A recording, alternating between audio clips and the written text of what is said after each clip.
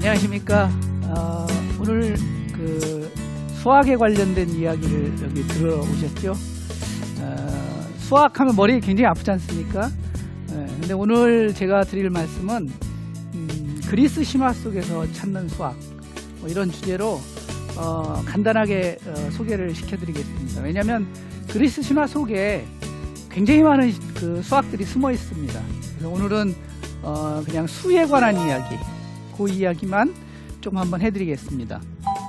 우선 신화라는 거는 그 우리가 처음 문명이 시작되면서 그 문명이 시작될 때 사람들이, 고대 사람들이, 또 원시인들이 자연현상, 또 내 가족, 민족, 주변 환경 이런 걸 어떻게 과학적으로 또는 논리적으로 받아들일까, 이거를 고민하면서 나오기 시작해서 주로 우주의 기원이라든지 초자연의 존재에 대한 계보, 그 다음에 민족의 시원 등 여러 가지 그 주변 상황들을 어떤 스토리 또는 뭐 그때 당시에는 역사라고 해도 과언이 아니었죠. 왜냐하면 우리도 이제 그 누굽니까, 저 단군 신화부터 민족이 시작됐지 않습니까? 그래서 신화는 사실은 그 이야기를 잘 뜯어보면 그 민족의 어떤 정체성, 또 문화, 뭐 이런 것들을 다 알 수가 있습니다. 오늘 그 중에서 제가 이제 말씀드릴 것은 처음 시작, 왜 이렇게 됐고, 왜 6명이 나타났고 등등등 이런 이야기를 위주로 조금 말씀을 드리겠습니다. 이 그림은요, 제목이 이제 페르세포네의 귀환이라는 작품입니다. 혹시 보신 분 계십니까, 이 작품? 우리가 이제 보통 그림이나 뭐 이렇게 전시회를 가면 작품에 대한 스토리 또는 배경을 알고 나면 그림이 좀 더 재밌지요. 요 작품은요, 지금 보시면 여기 이제 데메테르라는 그리스 신화에 등장하는 여신입니다. 그 다음에 여기는 이제 그 딸인 페르세포네입니다. 그 옆에는 그 전령의 신인 헤르메스예요. 지금 이제 이 페르세포네가 지하 세계에서부터 이제 막 지상으로 나오려고 하는 장면입니다. 근데 이제 이렇게 된 이유는 지하 세계의 그 지배자가 하데스죠. 하데스라는 지배자가 자기만 그 부인이 없었어요. 지상에 뭐 제우스는 막 사방에 씨를 뿌리고 다니는데, 그래서 몰래 지상에 나와가지고 이 페르세포네를 납치합니다. 근데 이제 그 페르세포네의 엄마가 누구냐면 바로 데메테르예요. 이게 대지의 여신입니다. 데메테르가 하고 제우스하고 결혼해서 낳은 딸이 바로 이제 페르세포네입니다. 사실은 이게 이제 모든 게 다 제우스의 각본입니다.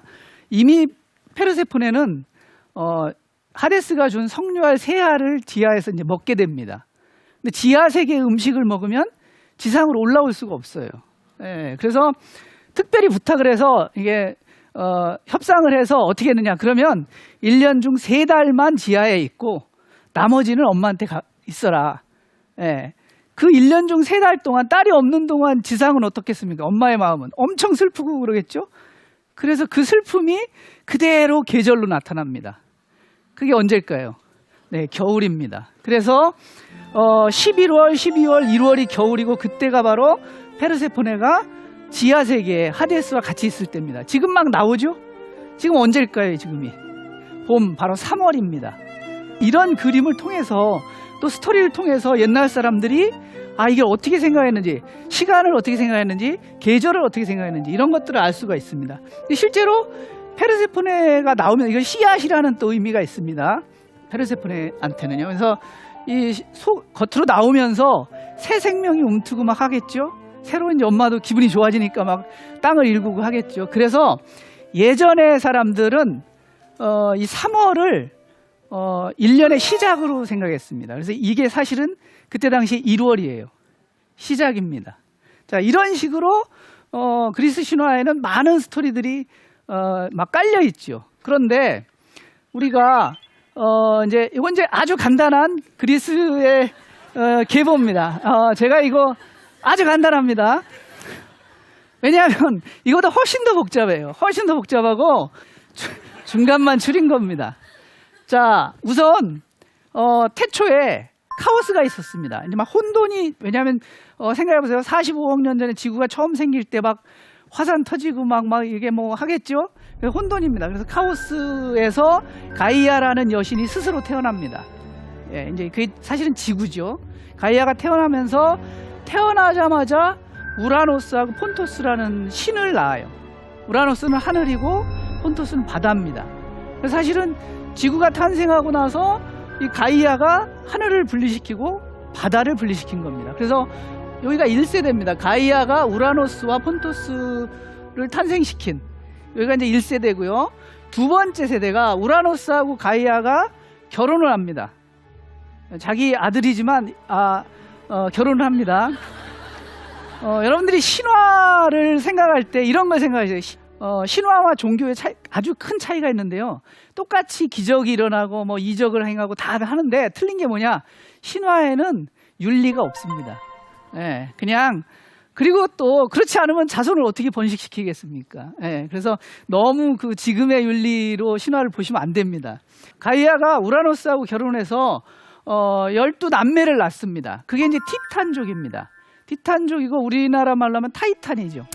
자, 저기 보면 이제 크로노스하고 레아가 크로노스가 막내입니다. 막내인데 저 크로노스가 관장하는 게 뭐냐면 시간이에요.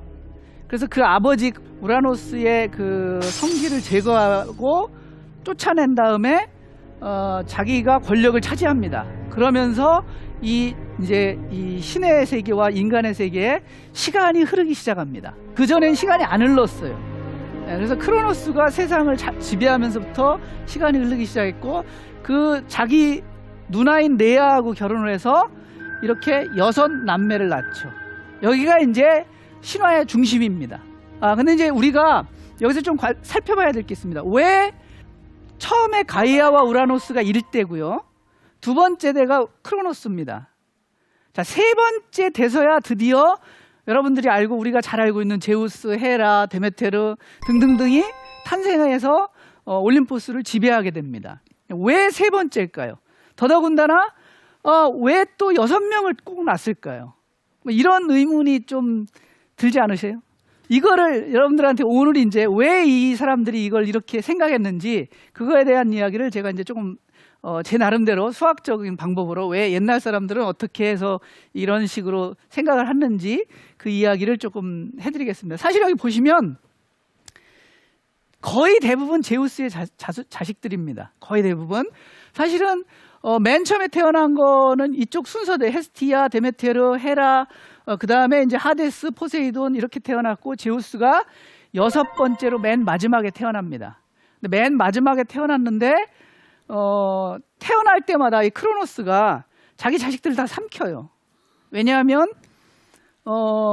이 신탁이 있었는데 너의 자식 중에 네가 했던 것처럼 똑같이 너를 몰아내고 왕좌를 차지할 그 신이 나타날 것이다. 그래서 무서워서 계속 삼킵니다. 그런데 이제 제우스만은 마지막 막내 제우스만 레아가 이렇게 돌덩이를 먹여서 가짜로 그리고 이제 따로 키우죠. 그래서 이제 실제로 최고 먼저 큰 건 제우스예요. 최고 늦게 낳았을 때 가장 먼저 성장한 게 제우스고 그 다음에 이제 차례대로 뱃속에서 이제 어찌어찌 해서 뱃속에서 다 탈출을 하게 되죠. 제우스의 힘으로. 드디어 제우스가 이제 3대째 6번째 탄생한 그런 신입니다. 6번째 탄생했지만 최고가 되는. 그래서 그런 숫자들이 과연 뭐를 의미하냐. 그 다음에 이제 그 제우스의 계보가 아닌 신이 있죠. 이게 아프로디테라는 신이 있습니다. 아까 제가 말씀드렸죠. 크로노스가 우라노스를 몰아내면서 거대한 낫으로 이제 하늘이 땅을 덮쳐올 때 이제 저녁이겠죠. 땅을 덮쳐올 때 크로노스가 자기 엄마한테서 받은 가이아한테서 받은 낫을 가지고 아버지의 성기를 자릅니다. 그래서 그 성기가 지중해에 떨어져서 그 이제 거품이 뽀글뽀글 납니다. 아프로디테가 거품이라는 뜻도 있지요. 그래서 거품이 뽀글뽀글 나서 거기에서 미의 여신이 탄생합니다. 유일하게 제우스의 가문이 아닌 신입니다. 그래서 뭐가 탄생하냐면 이제 아프로디테의 상징인 장미가 탄생합니다. 장미가 막 뿌려져요. 근데 이 아프로디테는 처음부터 성적인 신입니다. 그러니까 사랑의 신은 맞는데 그 어떤 부모 간의 사랑 이런 게 아니고 이성 간의 사랑을 주로 하는 신이에요. 그래서 여러분들이 혹시 무슨 어버이날, 스승의 날 이럴 때 장미를 바치시면 안 됩니다. 장미를 드리면 큰일 납니다. 예, 장미는 이성 간의 사랑을 고백할 때, 뭐 이럴 때고, 그 나머지는, 이제 장미를 드리면 안 돼요. 그건 내가 당신을 성적으로 사랑한다. 이런 의미가 담겨 있는 겁니다. 이 아프로디테 자체가, 성적으로 태어난 신이기 때문에. 원래 남편은 헤파이스토스인데, 아레스하고도 결혼하고, 여기 어디였습니까? 헤르메스하고도 결혼하고 인간하고도 결혼하고 엄청 다양한 남성 편력을 가진 신입니다. 근데 그에 못지않게 제우스가 사실은 더 많죠. 그 이유는 뭐냐? 제가 어떤 동네 대장입니다. 이거 부족장이에요. 그럼 우리 부족이 좀 멋있었으면 좋겠죠. 그럼 기왕이면 내가 제우스의 아들이었으면 좋겠죠. 그러다 보니까 다른 신들보다는 나는 제우스의 후손이야. 이게 엄청 많겠죠. 이게 그냥 실제로 제우스가 낫다기보다는 제우스를 빌미로 해서 우리 부족과 내 민족 이거의 어떤 자긍심 이런 걸 높이려고 이제 제우스를 끌어들인 겁니다. 자, 이제 본격적으로 이제 여기 나오는 숫자들에 대해서 이야기를 할 텐데요. 이제 조금 기억하실 게 1이라는 숫자. 처음에 가이아가 처음 혼자 딱 태어났죠. 그다음에 이제 2라는 숫자. 우라노스하고 폰토스를 낳습니다. 물론 다른 신도 많이 낳습니다. 나중에. 근데 가장 중요한 신이 바로 우라노스와 폰토스입니다. 둘을 낳고요. 그 다음에 크로노스 오고 3대째에 이제 원래 우리가 알고 있는 올림포스 신들이 나타나고 이런 이런 숫자들이 있죠. 요거를 조금 지금부터 하나씩 보시겠습니다. 이게 이제 그래서 과연 이 사람들이 수에 대한 어떤 생각을 갖고 있었길래 이렇게 맞춰놨을까라는 고민입니다. 자, 요걸 처음에 가이아가 태어났다고 그랬죠? 그 1입니다. 1은 사실은 중국이나 이런 데서는요, 중국이나 이집트 이런 데서는 빛을 상징했어요. 1. 딱 중심, 빛. 그래서 하나, 빛, 이거 태양, 전부 다 신입니다, 사실은.